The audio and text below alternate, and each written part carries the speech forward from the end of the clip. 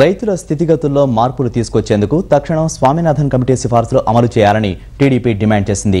జలయజ్ఞం పేరుతో అస్తవ్యస్త విధానాలు అనుసరిస్తున్న వైఎస్ ప్రభుత్వం రాష్ట్రాన్ని ఆర్థికంగా కొల్లగొడుతోందని పార్టీ అధ్యక్షుడు చంద్రబాబు నాయుడు ధ్వజమెత్తారు. పేదలందరికీ వంట గ్యాస్తో పాటు పరిమిత గృహ వినియోగానికి కూడా ఉచిత విద్యుత్ అందిస్తామని పశ్చిమ గోదావరి జిల్లా మీకోసం యాత్రలో చంద్రబాబు ప్రకటించారు. పోలవరం ప్రాజెక్టు నిర్మాణంలో పెట్టుబడి నిరుపయోగమవుతోందని ఆక్షేపించారు.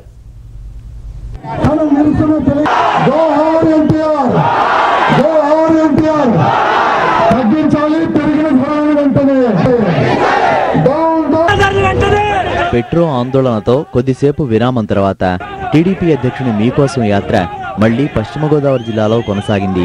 మార్టెరు నుంచి పాలకులు వరకు రోడ్ షో నిర్వహించిన చంద్రబాబుకు ప్రజల నుంచి అపూర్వ స్పందన లభించింది.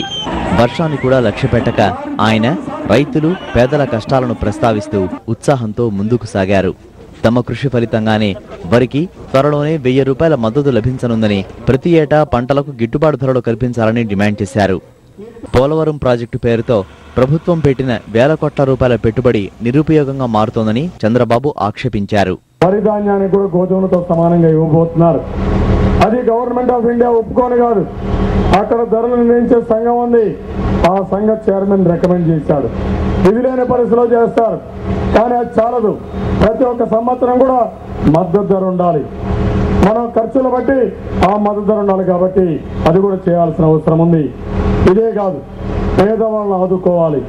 జలయజ్ఞం అన్నారు.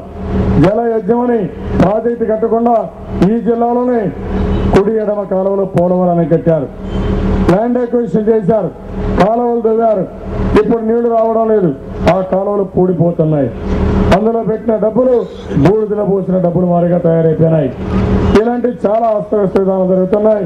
పేదరికం నిర్మూలన కోసం దీర్ఘకాలిక ప్రణాళికలు అమలు చేస్తామని చంద్రబాబు చెప్పారు. పరిమిత గృహ వినియోగానికి కూడా ఉచిత విద్యుత్తో పాటు మహిళలందరికీ గ్యాస్ కనెక్షన్లు ఉచితంగా ఇస్తామని ప్రకటించారు. పెట్రో గ్యాస్ ధరల పెంపు వ్యవహారంలో కేంద్ర రాష్ట్ర ప్రభుత్వాలు ప్రజల్ని మభ్యపెట్టే ప్రయత్నం చేస్తున్నాయని మండిపడ్డారు. పెట్రోల్ పైన డీజిల్ పైన ట్యాక్సులు తగ్గించడం, ఒక వంట గ్యాస్ మాత్రం 50 రూపాయల కన్సెషన్ ఇస్తానని మీరు ఇచ్చింది గొప్ప ఏంటి నేను అడుగుతున్నాను. ఈ రోజు పెంచిన పెట్రోల్ వల్ల డీజిల్ వల్ల 500 కోట్ల రూపాయల ప్రభుత్వానికి అదనంగా ఆదాయం వస్తా ఉంది.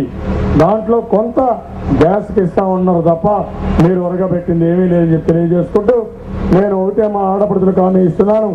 అందరికీ తప్పకుండా వంట గ్యాస్ కనెక్షన్ ని ఉచితంగా ఇప్పిస్తాం.